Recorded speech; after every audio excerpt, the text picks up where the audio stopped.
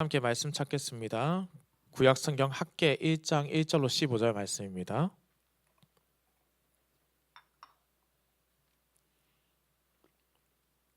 구약성경 학계 1장 1절로 15절. 제가 한 절 읽고 성도님들 한 절 읽고 교독하도록 하겠습니다. 다리오 왕 제2년 여섯째 달 곧 그 달 초하루에 여호와의 말씀이 선지자 학계로 말미암아 스알디엘의 아들 유다 총독 스룹바벨과 여호사닥의 아들 대제사장 여호수아에게 임하니라. 이르시되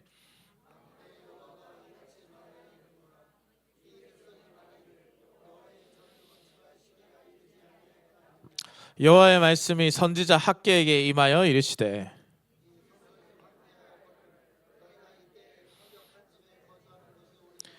그러므로 이제 만군의 여호와가 이같이 말하노니 너희는 너희의 행위를 살필지니라.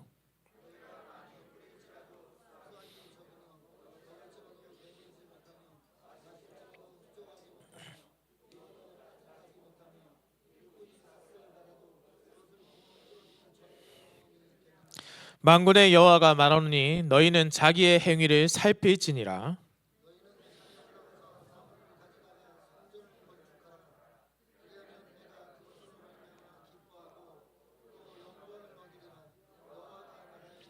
너희가 많은 것을 받았으나 도리어 적었고 너희가 그것을 집으로 가져갔으나 내가 불어버렸느니라. 나 만군의 여호와가 말하노라.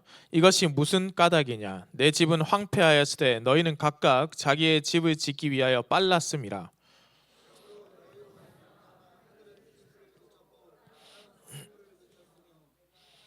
내가 이 땅과 산과 곡물과 새 포도주와 기름과 땅의 모든 소산과 사람과 가축과 손으로 수고하는 모든 일에 한재를 들게 하였느니라.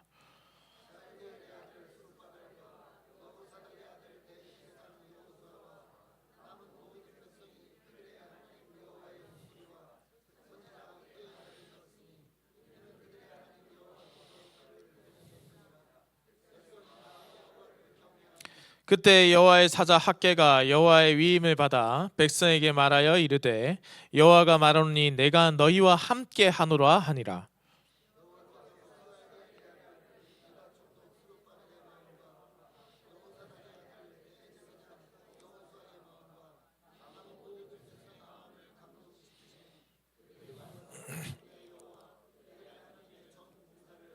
함께 읽겠습니다.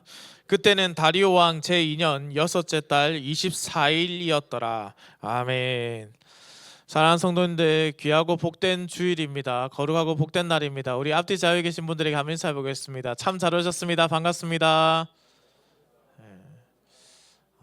귀하게 또 주일에 이 전으로 모여주심에 감사합니다. 놀라운 소식이 있습니다. 2026년이 시작된 지 벌써 2월의 첫날이 됐다는 겁니다. 제가 지난 송구행신 예배 때 눈 감았다 뜨면 추수감사절 올 거고 성탄절 올 거다고 말씀드렸는데 진짜 순식간에 정말 지나가 버렸죠. 지난 한 달간 어떻게 지내셨는지 모르겠습니다. 새해 첫날 우리 성도님들께서 품으셨던 거룩한 결심들은 어떻게 잘 지켜지고 있는지요? 아니면 분주한 일상에 밀려서 벌써 그 계획들을 잊어버리고 희미해지진 않은지 모르겠습니다.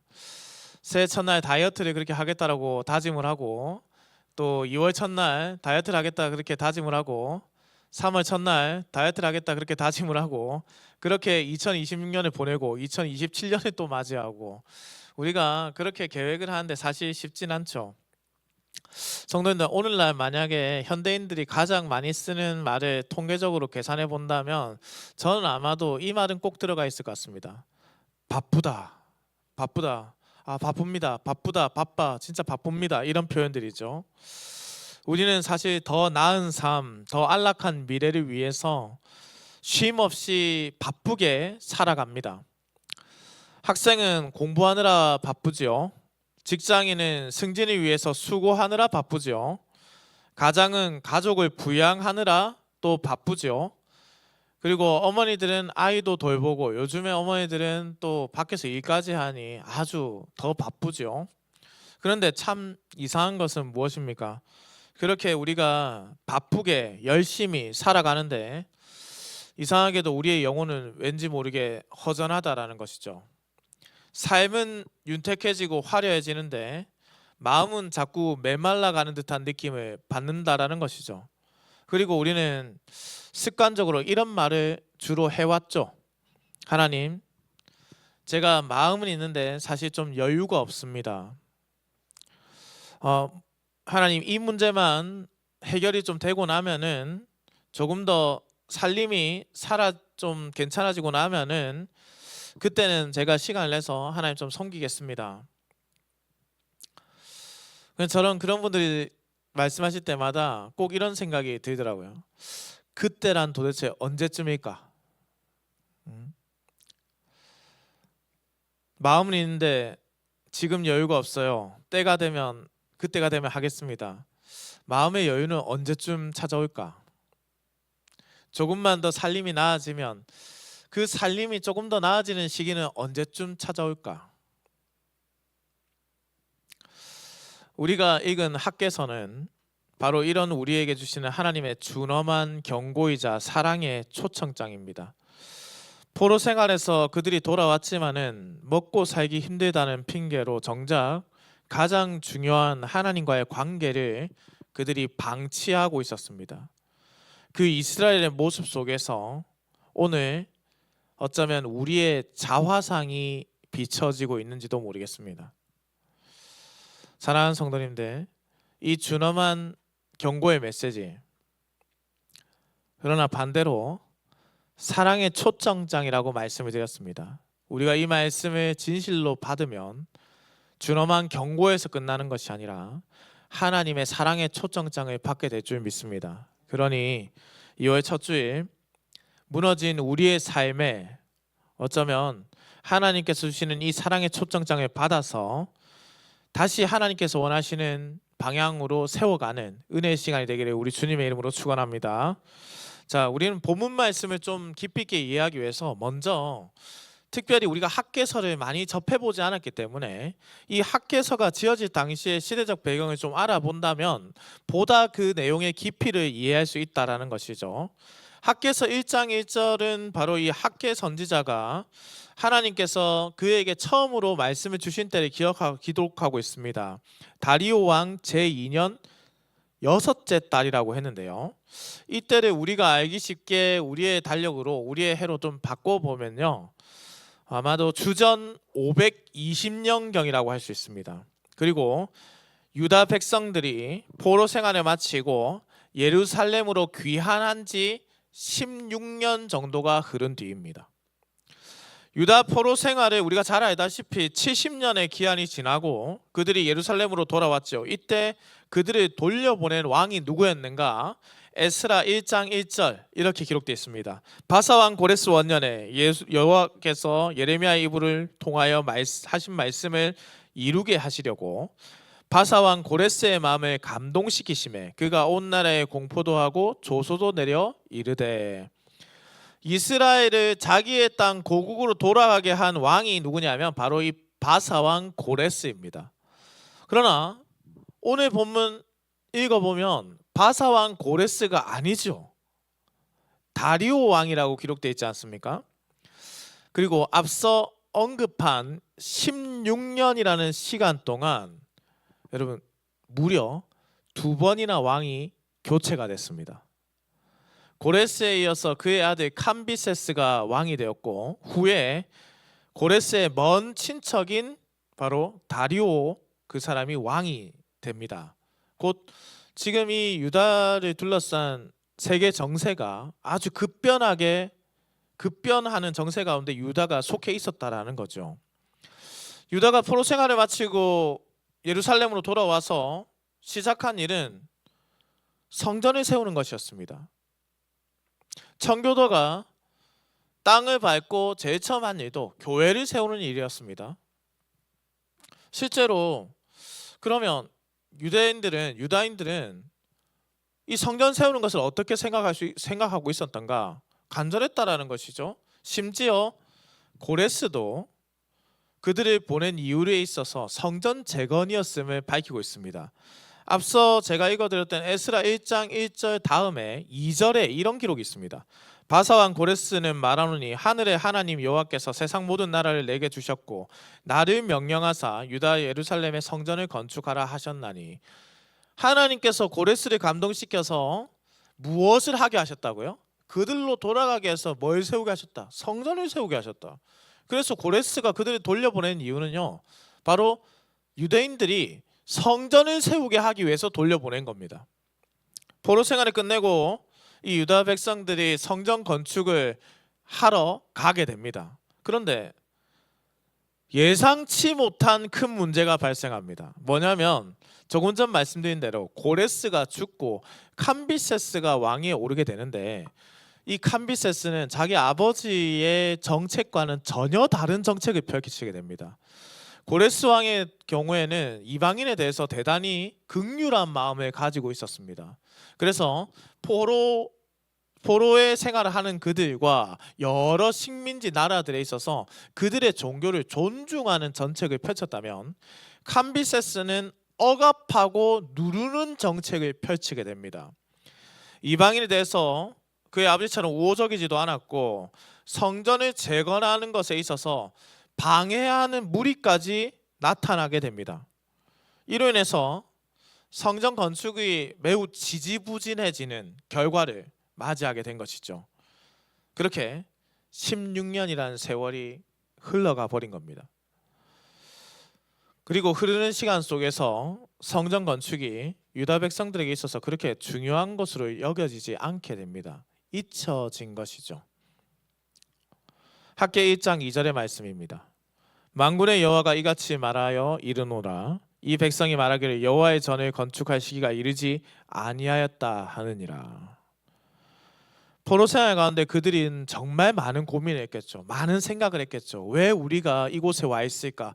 왜 하나님께서 전쟁이 졌다? 내가 생각할 때 하나님께서 전쟁이 져버린 것이죠. 왜 우리가 하나님이 전쟁이 져서 우리가 이러한 일을 당하게 되었을까? 실제로 하나님이 지신 것이 아님에도 불구하고 그러면서 결과를 찾으려고 노력했을 겁니다.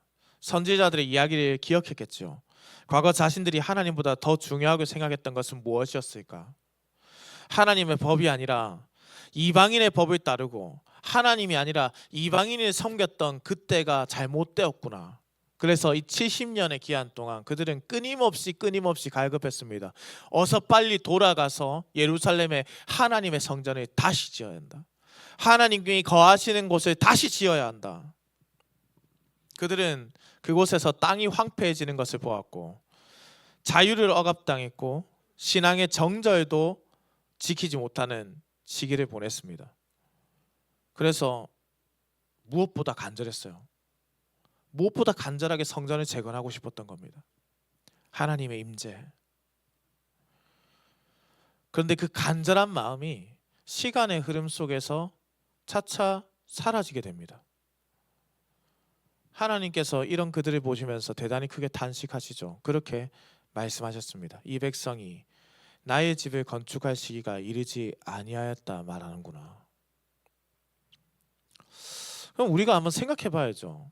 그렇게 간절하게 70년의 포로 생활 동안 정말로 간절하게 하나님께서 원하시는 바를 행하기 위해서 마음을 먹었으니 심지어 고레스까지도 성전을 재건하기 위해서 보냈는데 왜 유다 백성들이 그것을 이렇게까지 간과하게 돼버린 것인가? 본문 4절에서 5절 말씀입니다. 이 성전이 황폐하였거늘 너희가 이때에 판벽한 집에 거주하는 것이 옳으냐? 그러므로 이제 만군의 여호와가 이같이 말하노니 너희는 너희의 행위를 살필지니라. 하나님께서 황폐해진 성전을 두고 자신의 것을 챙기고 있는 유다를 책망하시죠. 여기 아주 좀 생소한 표현이 나옵니다. 이 백성이 너희가 이때에 판벽한 집에 거주하는 것이 옳으냐라고 하는데, 도대체 이 판벽한 집에 거주한다는 것이 무슨 뜻일까요? 이 판벽한 집이라는 것은요, 원어상 보았을 때 성전이나 왕궁 내부를 백향목으로 장식한 집을 뜻합니다. 성전이나 왕궁을 백향목이 그 당시에 굉장히 값비싼 나무입니다. 그런데 솔로몬의 성전이 백향목으로 도배를 했잖아요. 얼마나 대단했겠어요. 그런데 이 성전이나 왕궁에 들어가는 나무로 된 집, 그러면 여기 생각해봐야죠. 성전이나 왕궁에 사는 사람, 총독 스룹바벨이 부패하였다는 뜻인가? 대제사장 여호수아가 부패하였다는 뜻인가? 그렇지 않습니다. 적어도 스룹바벨과 대제사장 여호수아는 하나님 앞에 바르게 서 있었던 하나님의 사람들이었습니다. 그러면 무슨 뜻이겠습니까?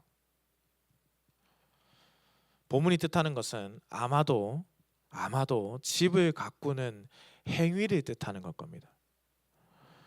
곧 집에 곡식이 가득 차는 것을 원하는 것, 더 좋은 집을 가지는 것, 더 많은 부를 가지기 위하는 것. 유다 백성들은 바로 이러한 일에 더 많은 시간을 투자했다라는 거예요. 정확히는 이 일에 모든 관심을 지금 쏟고 있다라는 겁니다. 그래서 하나님의 성전을 재건하는 일에는 그닥 큰 관심이 없습니다. 그러면 성도님들 한번 생각해 보죠. 정말 이 유다 사람들이 잘못한 겁니까? 그렇게 잘못한 겁니까? 그렇게 오랫동안 포로 생활을 했잖아요. 70년입니다. 한 세대가 사라지는 시기입니다. 마치 출애굽기에 기록되어 있던 애굽의 종살이를 한 것과 같이 집도 없는 이방인으로서 살아왔습니다. 그 땅에서 태어난 사람은 평생 집도 없는 그런 삶을 살았습니다. 광야길을 걸어서 가나안에 이른 것처럼 오랜 시간에 지금처럼 뭐 기차 타고 비행기 타고 돌아오는 게 아니라요. 오랜 시간에 걷고 걸어서 자기 집으로 돌아온 겁니다. 그리고 그들이 처음 했던 것도 역시 성전을 재건하는 일이었습니다. 그런데 처음 생각했던 것과는 다르게 왕도 바뀌고 방해하는 사람도 좀 늘어나고, 누가 이런 일을 겪으면서 당연히 이렇게 변하지 않을 수 있겠습니까? 여러분, 제가 아는 어떤 분은요, 어릴 때 좀 많이 가난했었대요. 그래서 자기가 가지고 싶은 장난감을 가지지 못했다는 거예요. 그래서 나이가 들어서 결혼했는데도 자기가 그 장난감을 계속해서 사고 있습니다. 이제 조금 여유가 생기니까 그때 가지지 못했던 것을 좀 가지고 싶은 거죠. 제가 전도사 때 결혼을 하고 어렸을 때 정말 갖고 싶었던 게 있는데 그게 뭐냐면 플레이스테이션이었습니다. 지금 플레이스테이션이 뭐야 이러는데 아마 저 나이 때나 저보다 나이가 이제 조금 어리신 집사님들은 다 알 텐데요. 플레이스테이션 게임기가 그렇게 갖고 싶었는데 한 번에 가지지 못했어요. 근데 결혼을 하고 백화점에 갔는데 플레이스테이션 기기가 전시되어 있는 거예요. 제가 어떻게 했을까요? 여러분, 이게 저는 이제 아내를 저는 이렇게 공략하는 방법이 저는 나름대로 있습니다. 가서 절대 그 게임기를 하면 안 됩니다. 하면은 충분히 했기 때문에 안 사줍니다, 아내분들이. 그럼 어떻게 하느냐? 이게 만지는 거예요, 그냥.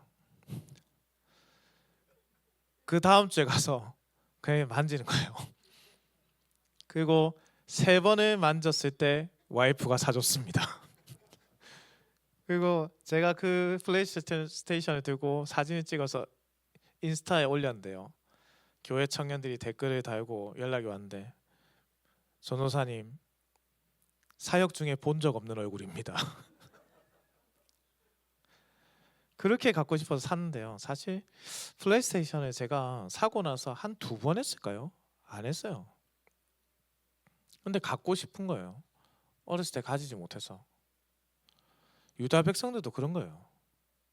한편으로 보면은 평생 종살이 하다가 평생 타국에서 살다가 힘겹게 걸어와서 집도 없는 삶에서 성전을 짓기 시작하다가 반대에 부딪히고 나서 자기 집을 이제 좀 짓고, 짓고 보니 좀 안에 것도 좀 채워야 되겠고 아이들과 사는 행복도 좀 누리고 있고, 그렇게 16년이라고요. 여러분, 우리가 어떻게 이 유다 백성들을 함부로 비판할 수 있겠습니까? 그런데요, 사실 이들은 한 가지 중요한 것을 간과하고 있습니다. 그들의 마음의 우선순위를 버렸다는 게 문제입니다. 본문 9절 말씀입니다. 너희가 많은 것을 받았으나 도리어 적었고 너희가 그것을 집으로 가져갔으나 내가 불어버렸느니라. 나 만군의 여호와가 말하노라. 이것이 무슨 까닭이냐. 내 집은 황폐했을 때 너희는 각각 자기의 집을 짓기 위하여 빨랐음이라. 역사적으로 성전이 제일 처음 지어졌냐면 솔로몬의 때입니다. 바로 다윗이 자신이 왕궁에 거주하면서 하나님께서 성막에 계시는 것이 옳지 않다 판단하여 하나님께 하나님이 거하시는 곳을 제가 좀 만들어 드려서 안 되겠습니까? 라고 요청을 하니 하나님께서 그 마음을 귀히 여겨서 다윗 때가 아니라 그의 아들 솔로몬 때에 성전을 짓게 하셨고, 하나님께서 그 지어진 성전에 임재하셔서 하나님의 영광이 가득한 것을 온 백성들이 보았습니다. 하나님께서 그 마음에 감동하여 낮고 천한 땅에 하나님의 성전이 건축되는 것을 허락하셨고 그곳에 임재하셨죠. 그런데 하나님의 성전을 하나님의 백성들이 더럽혔습니다. 온갖 우상을 가져와서 그 성전에 가져다 두었고 결과 성전이 황폐하게 무너지게 되었습니다. 전쟁 중에 처참히 짓밟히는 것도 보게 되었죠. 포로 생활 동안 유다는 하나님의 성전을 갈망하며 70년을 살았습니다. 하나님의 임재를 갈망했다라는 겁니다. 하나님이 우리와 함께 하신다는 그 뜻을 느끼고 싶었던 것이고, 그들과 함께하고 있는 70년이 아니라 저 멀리 예루살렘에 계신 하나님을 갈급했던 겁니다. 그래서 어떻게든 빨리 가서 내가 성전을 재건하리라. 그 간절함에 하나님께서는 그들과도 늘 함께 하셨지만 그 성전 재건을 허락해 주셨어요. 그래서 고레스로 하여금 칙령도 내려주셨습니다. 그런데 이 모든 사정을 완전히 간과해버리고 그들에게 닥친 어려움 때문에 그토록 간절했던 성전 건축의 마음이 시들어 버렸습니다. 자신의 욕구와 정욕이 그 중심에 자리 잡고 하나님을 저 뒤에 보내버렸습니다. 하나님의 성전이 이방 신들로 더럽혀졌던 지난 시간들처럼 또 하나님께서는 판벽한 집 뒤로 밀려나 버렸습니다.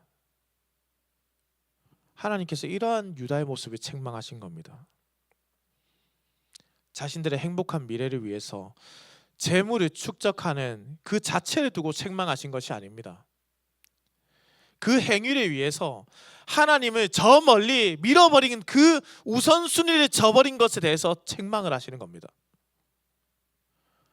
하나님께서는 이러한 백성들에게 주어진 현실을 통해서 하나님께로 우선순위를 회복하기를 원하시는 겁니다. 본문 6절의 말씀입니다. 너희가 많이 뿌릴지라도 수확이 적으며 먹을지라도 배부르지 못하며 마실지라도 흡족하지 못하며 입어도 따뜻하지 못하며 일꾼이 삭슬 받아도 그것을 구멍 뚫어진 전대에 넣음이 되느니라. 우선순위가 하나님께 있지 않다면 이렇게 된다. 여러분, 근데 이 말씀 조금 좀 기시감이 들지 않습니까? 잘 한번 떠올려 보십시오. 예수님께서 말씀하셨죠. 먹을 것, 마실 것, 입을 것, 무엇을 염려하느냐? 그 모든 시선을 생명을 주신 하나님께로 돌리라. 공중에 나는 새를 보라. 들에 핀 꽃들을 보라. 그들이 수고를 하였느냐? 저장을 하였느냐? 일을 하여서 자기 것을 챙겼느냐? 하나님이 먹이시고 입히시지 않았느냐? 다시 말씀해 보십시오. 너희가 많이 뿌릴지라도 수확이 적으며 먹을지라도 배부르지 못하며 마실지라도 흡족하지 못하며 입어도 따뜻하지 못하며 일꾼이 삭슬 받아도 그것을 구멍 뚫린 전대에 넣음이 되느니라. 하나님께 우선순위가 있지 않다면 그 모든 행동 가운데 결코 너희는 참된 만족을 누릴 수 없다라는 겁니다.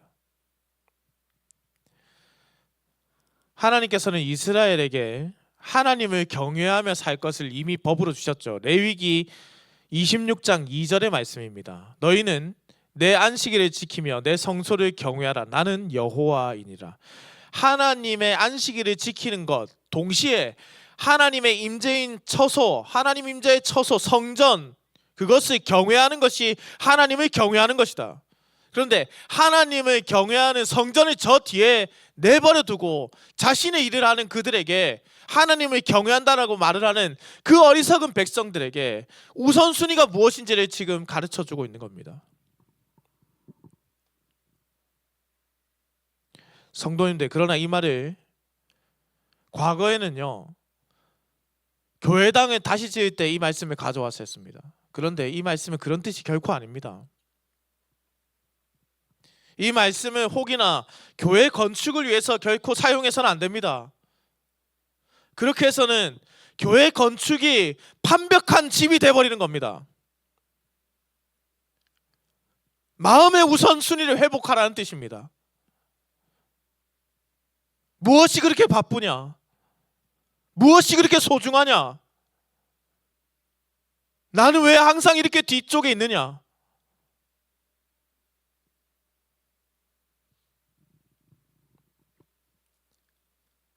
하나님께서는 눈에 보이는 성전 건축을 그 자체를 책망하신 것이 아닙니다.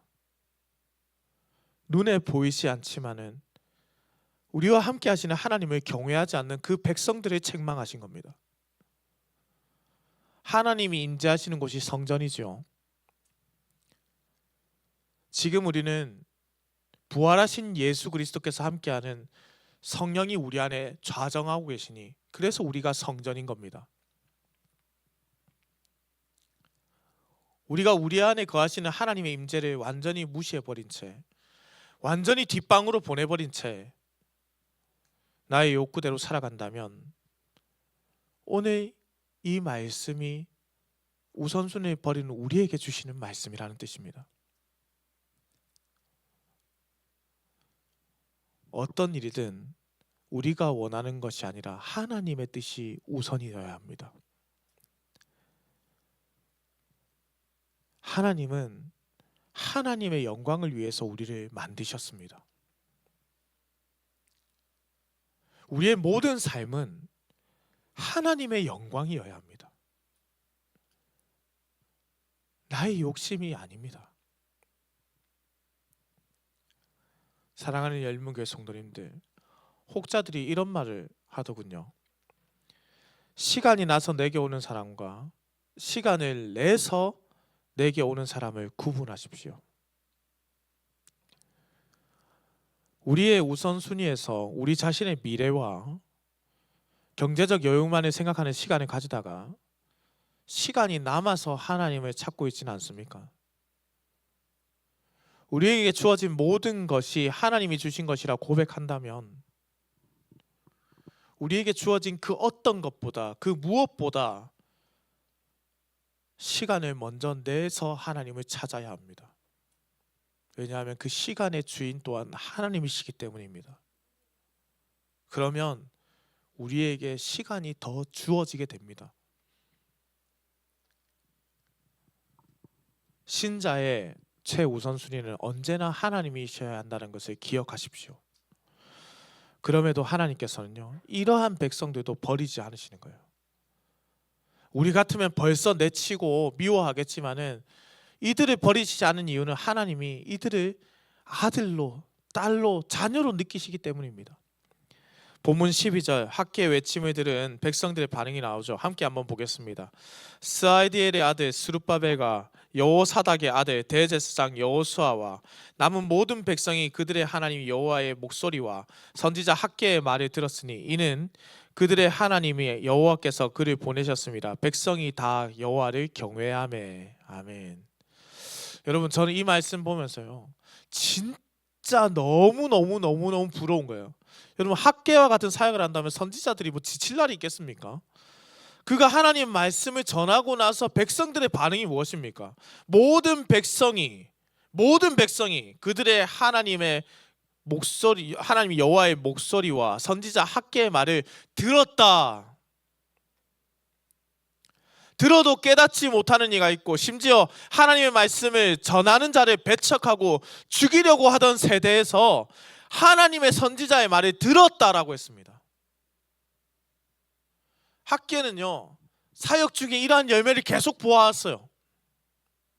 저는 우리 교회 부임하고 너무 감사한 것이 말씀을 정말 사모한다라는 겁니다. 정말 말씀을 사모하는 사람들이 이곳에 모였습니다. 하나님 말씀을 듣고자 하는 자들이 모였기 때문에 그게 사역자의 기쁨이죠. 유다 백성들이 하나님을 경외하였다라고 했죠. 그런데 이 경외하였다, 이것을 문자 그대로 하나님을 두려워하였다라고 해석해서는 곤란합니다. 그렇게만 해석하기에는 사실 문제가 좀 있습니다. 고려신학대학원 현 원장이신 구약학 교수 기도윤 교수님이요, 이 본문을 주의하면서 이렇게 말했습니다. 여호와를 경외하였다란 말은 하나님을 두려워하였다라는 말로 한정해서는 안 됩니다. 그들이 1장 8절에 성전을 건축하라라는 메시지 자체를 두려워했다는 것을 또한 함축하고 있습니다. 하지만 백성들의 반응 자체가 부정적인 것은 아닙니다. 긍정적인 반응입니다. 과연 우리가 이것을 할 수 있겠습니까? 하나님, 다시 내가 성전을 지을 수 있겠습니까? 하나님이 정말로 두렵습니다. 동시에 나에게 주어진 상황을 내가 너무나도 잘 알고 있습니다. 정말 다시금 정책을 바뀌어서 성전을 짓는 것을 막아서지 않겠습니까? 다시 우리가 성전을 지었을 때 마음을 한 곳으로 모아서 갈 수 있겠습니까? 그곳에 하나님이 정말로 임재하시는 것을 우리가 볼 수 있겠습니까?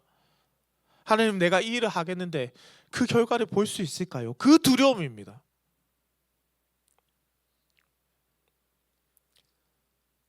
여러분, 우리가요 참 쉽게 잊어버린 것 같아요. 우리가 이곳에서 예배를 드리지 못하던 때가 불과 5, 6년 전입니다. 코로나가 전 세계에 덮었을 때 우리는 예배당에서 예배를 드리지 못했습니다. 그때 저는요 사역을 하면서 성도들한테 그렇게 감동을 받은 적이 없습니다. 신방한다고 전화를 하니까요, 집사님께서 이렇게 말씀하신 거예요. 목사님, 저희는 진짜 신앙 잘 지키고 견고하게 말씀도 잘 보고 있습니다. 저희 잘 지내니까요, 저희 걱정 그만하시고 좀 더 연약한 성도님들한테 연락해 주세요. 저희는 잘 버티고 있겠습니다. 전화를 할 때마다 위로하려고 전화를 했는데 목회자인 제가 위로를 받게 되는 거예요. 그때 모든 성도는 목회자보다 위대한 신앙을 가졌다라는 것을 깨닫게 됐습니다.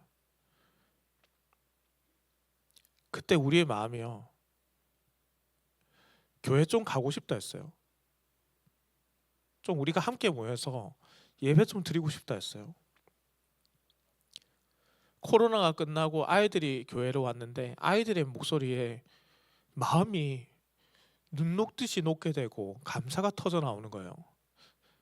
예배를 우리가 다시 못 드릴 줄 알았거든요. 그때만큼 예배를 간절하게 생각해 본 적이 없었거든요. 그때만큼 뜨겁게 하나님께 예배하고 싶다라고 느껴본 적이 없었거든요. 불과 5, 6년 전이에요. 저만 그렇게 뜨거웠나요? 저만 그렇게 예배드리고 싶었습니까? 저만 그렇게 하나님을 갈급했습니까? 우리가 그러했잖아요. 다시 예배드릴 수 있을까요? 마스크를 다시 벗을 수 있을까요가 아니라 다시 우리가 이곳에 모일 수 있을까요? 하나님, 두렵습니다. 온 세상이 두렵습니다. 이러한 백성들에게 하나님께서 두 가지를 약속하신 거예요. 첫 번째는 13절에 기록되어 있습니다. 내가 너희와 함께하노라.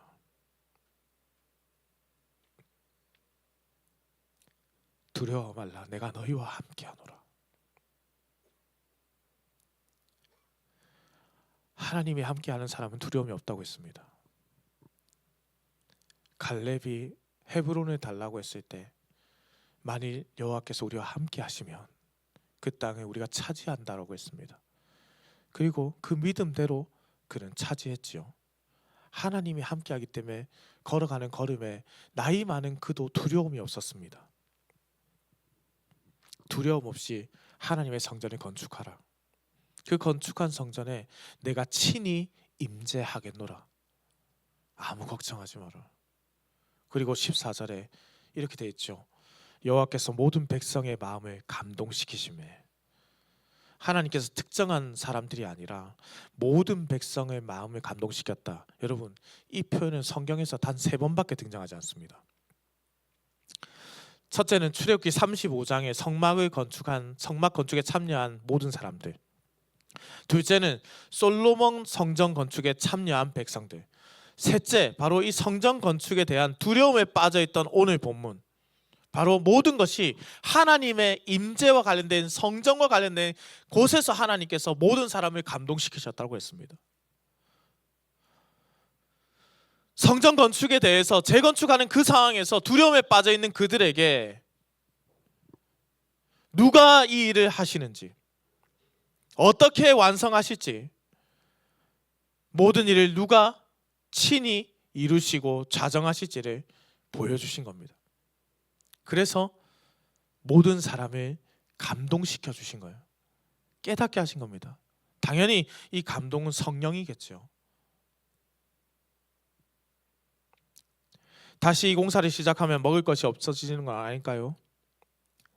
나의 미래를 준비하지 못하는 것은 아닐까요? 내 가족이 먹고 사는데 어려움을 겪게 되는 것은 아니겠습니까? 열심히 정말로 만들었는데 하나님께서 임재하지 않으면 헛것 아니겠습니까? 그 모든 두려움을 성령이 감동으로 사라지게 하셨다. 믿게 하셨다라는 겁니다. 그들의 현실과 아픔도 잘 아시고 무엇이 필요한지도 잘 아시는데, 그래서 그들에게 알려주신 거죠. 먼저 그의 나라와 그의 의를 구하라. 그리하면 이 모든 것을 너에게 더하시리라. 그리고 약속대로 하나님께서 완성된 성전에 임재하셨습니다. 사랑하는 열린문교회 성도님들, 오늘 우리는 학계 선지자의 외침을 통해서 왜 우리가 그토록 열심히 치열히 바쁘게 살아감에도 불구하고, 그렇게 수고함에도 불구하고 뚫어진 전대처럼 삶을 채워지지 않는지를, 그 이유를 발견하게 됩니다. 그것은 하나님이 능력이 없어서가 결코 아니라 우리의 우선순위가 바뀌어 있기 때문입니다. 저는 이 시대가 분별력을 잃어버린 시대라고 생각합니다. 하나님을 향한 우선순위를 저버린 세대입니다. 앞서 언급한 것처럼 성전이라고 말하면서 힘들고 어려운 시기에 어떻게든 우리가 성전을 증축하자? 아닙니다. 이 시기에 우리가 우선순위를 어디에 두고 있는가를 생각해 보자라는 겁니다. 사랑하는 성도님들, 한국교회가 리모델링을 가장 많이 했던 때가 언제인지 아십니까? 코로나 때입니다. 성도들이 없을 때 교회를 조금 더 예배드리는데 방해 안 되게 바꾸자고, 그렇게 판벽한 집들을 너무나도 많이 세워버렸습니다. 정작 코로나 시기에 하나님을 찾고 구하며 살아가는 성도들의 마음을 외면해버리고 한국 교회가 교회당을 증축하는데 급급하게 바꿔버렸습니다. 하나님의 말씀을 판벽한 집을 세우기에 바꿔버렸습니다.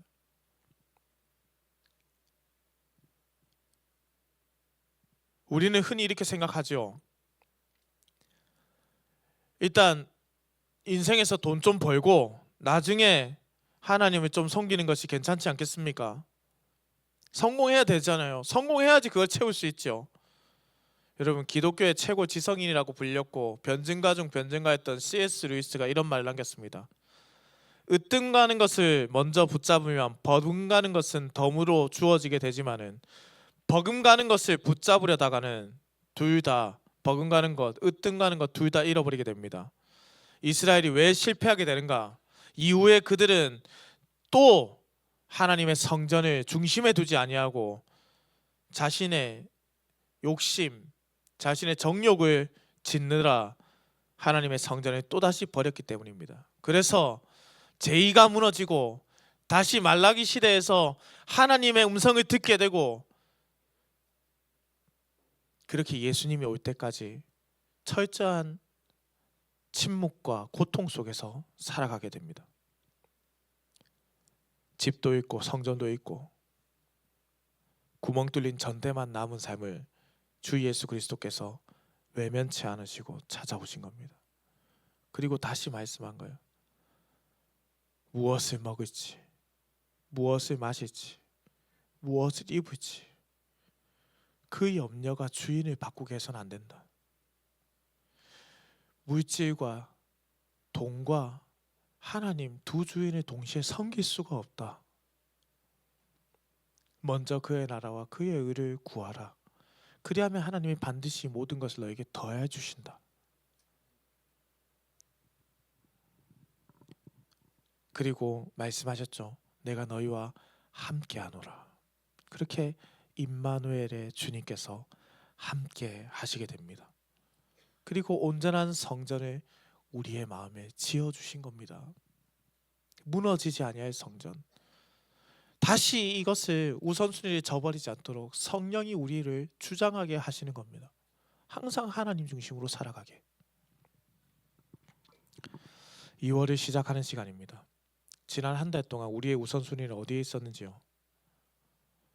하나님, 내 마음의 성전, 내 마음의 기도의 잔을 다시 쌓기로 합니다.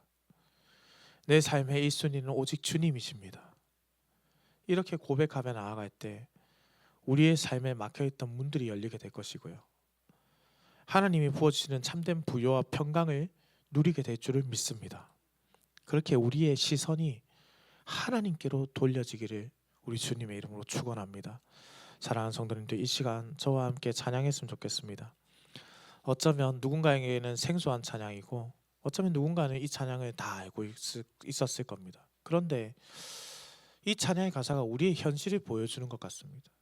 우리가 눈을 들려서 주를 본다면, 내게로부터 눈을 들어 주를 보기 시작할 때 주의 일을 보겠네.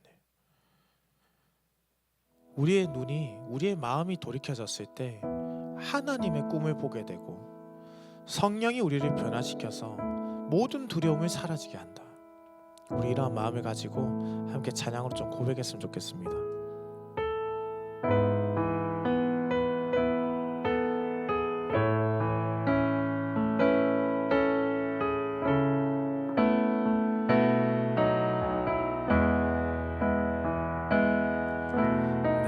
내게로부터 눈을 들어 주를 보기 시작할 때 주의 일을 보겠네. 내 작은 마음 돌이키사 하늘에 꿈꾸게 하네. 주님을 볼 때 내게로부터 눈을 들어 내게로부터 눈을 들어 주를 보기 시작할 때 주의 일을 보겠네. 내 작은 마음 돌이키사 하늘에 꿈꾸게 하네. 주님을 볼 때 모든 시선을 주님께 드리고 살아계신 하나님을 느낄 때 내 삶은 주의 역사가 되고 하나님이 일하기 시작한 모든 시선을 주님께 드리고 살아계신 하나님을 느낄 때 내 삶은 주의 역사가 되고 하나님이 일하기 시작하네. 성령이 나를 변화시켜 성령이 나를 변화시켜 모든 두려움 사라질 때 주의 일을 보겠네. 황폐한 땅 한가운데서 주님 마음 알게 되리. 주님을 볼 때 모든 시선을 주님께 드리고 살아계신 하나님을 느낄 때 내 상은 주의 나라가 되고 하나님이 일하기 시작 모든 시선을 주님께 드리고 전능하신 하나님을 느낄 때 세상은 주의 나라가 되고 하나님이 일하기 시작 마지막으로 한번 합시다. 모든 시선을 주님께 드리고 살아계신 하나님을 느낄 때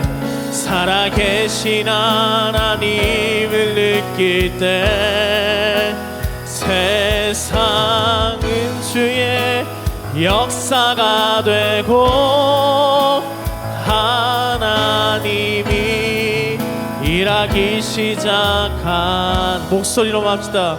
모든 시선을 주님께 드리고 살아계신 하나님을 느낄 때 내 삶은 주의 역사가 되고 하나님이 일하기 우리 두 손을 높이 들고 다시 한번 찬양합시다. 모든 시선을 주님께 드리고 살아계신 하나님을 느낄 때 내 삶은 주의 역사가 되고 하나님이 일하기 시작하네. 사랑하는 성도님들, 우리의 마음에 하나님보다 먼저인 것은 무엇입니까? 여러분의 시선에서 하나님보다 가장 먼저 찾고 있었던 완벽한 집은 무엇입니까? 그것이 물질입니까? 아니면 자녀들입니까? 아니면 나의 학업입니까? 아니면 재산을 축적하는 일입니까? 나의 건강입니까? 무엇입니까? 무엇을 하나님보다 먼저 소중하게 생각하고 지난 세월을 살아오셨는지요? 오늘 이 시간 우리가 주님 앞에 회개하기로 합니다. 주님, 하나님보다 소중한 것은 없습니다. 주님께로 우리의 시선을 돌리게 하여 주옵소서. 그럼에도 우리가 연약하지 않습니까? 주님, 우리가 불안합니다. 우리가 두렵습니다. 성령이 우리를 좀 변화시켜 주십시오. 내 안에 두려움이 사라지도록 내가 너와 함께 하노라 하셨던 그 말씀이 느껴지도록 함께 하시는 하나님을 경험하게 하여 주옵소서. 채우시고 붙으시는 하나님을 경험하는, 그래서 우리가 우선순위가 영원토록 변하지 않도록 주님 이끌어 주옵소서. 우리 이러한 마음을 가지고 함께 말씀을 기억하며 조금 전 고백했던 찬양의 가사대로 우리의 시선을 주님께로 돌리기로 합니다. 이러한 마음으로 함께 기도하기로 합니다. 기도하겠습니다. 사랑과 은혜가 많으신 아버지 하나님, 감사합니다. 이 시간 우리가 주님의 뜻 가운데 기도하기로 합니다. 하나님, 우리를 불쌍히 여기시고 긍휼히 여겨 주옵소서. 은혜 가운데 주님을 찾게 하여 주옵소서. 우리가 정말로 우리의 시선이 주님을 향해 있었는지 그렇지 않은지 돌아보는 시간이 되게 하여 주시옵소서. 우리가 아버지 하나님보다 먼저 생각하는 것이 무엇이었습니까? 그렇게 완벽한 집을 짓고 나의 곳간을 늘리고 있었음에도 아버지 하나님, 우선순위를 다시 가져오지 못하고 있었던 것은 무엇이었습니까? 우리 교회 성도들의 마음의 중심에 무엇이 아버지 하나님보다 우선순위를 차지하고 있었습니까? 저의 마음에 무엇이 하나님보다 먼저 차지하고 있었습니까? 하나님, 우리를 불쌍히 여기시고 긍휼히 여기시고 우리의 시선을 주님께로 돌리게 하여 주옵소서. 우리의 모든 마음을 주님께로 돌리게 하여 주시옵소서. 더 이상 우리가 완벽한 집에 사는 어리석은 백성들이 되지 않게 하시고 하나님을 향해서 우리의 시선을 돌릴 수 있도록 인도하여 주옵소서.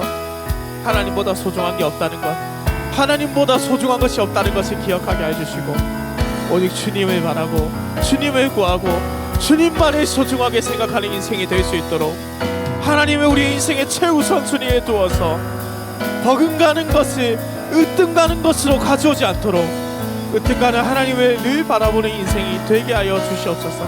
여호와 하나님을 경외하는 인생이 되게 하여 주옵소서. 은혜로우신 하나님 아버지, 오늘 우리에게 말씀하시고 우리의 삶을 비추어 주심에 감사드립니다. 주님 말씀 앞에서 우리의 마음을 돌아보니 너무 쉽게 바쁘다는 이유로 하나님을 뒤로 미루며 살았음을 고백합니다. 주님, 우리의 삶의 우선순위가 흔들릴 때마다 다시 하나님 앞으로 시선을 돌리게 하여 주옵소서. 우리 마음의 중심이 나 자신이 아니라 언제나 하나님께 머물 수 있도록 인도하여 주옵소서. 겉으로는 열심히 살아가면서도 정작 하나님을 경외하지 못했던 우리의 모습을 용서하여 주옵소서. 주님께서 우리와 함께 하시겠다고 약속하신 말씀을 붙잡고 우리의 인생을 살아가길 소망합니다. 우리의 형편과 두려움보다 주님의 함께 하심을 더욱 신뢰하게 하여 주옵소서. 우리의 힘으로 채우려 했던 삶의 자리를 내려놓고 하나님께서 기뻐하시는 자리를 다시 찾고 그곳을 세워갈 수 있도록 주님, 우리의 마음을 인도하여 주옵소서. 이 시간 주님 앞에 드린 예물과 봉헌을 주님께서 받아주실 줄을 믿습니다.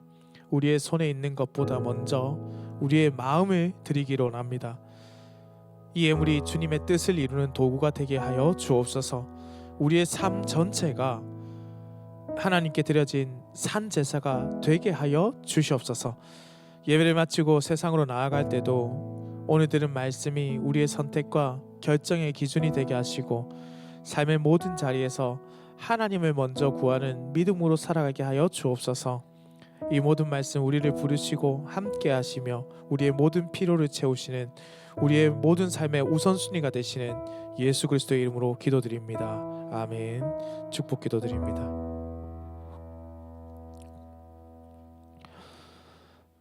여호와는 내게 복을 주시고 너를 지키시기로 하며 여호와는 그의 얼굴을 내게 비추사 은혜 베푸시기로 하며 여호와는 그 얼굴을 내게로 향하여 드사 평강 주시기를 원하노라. 아멘.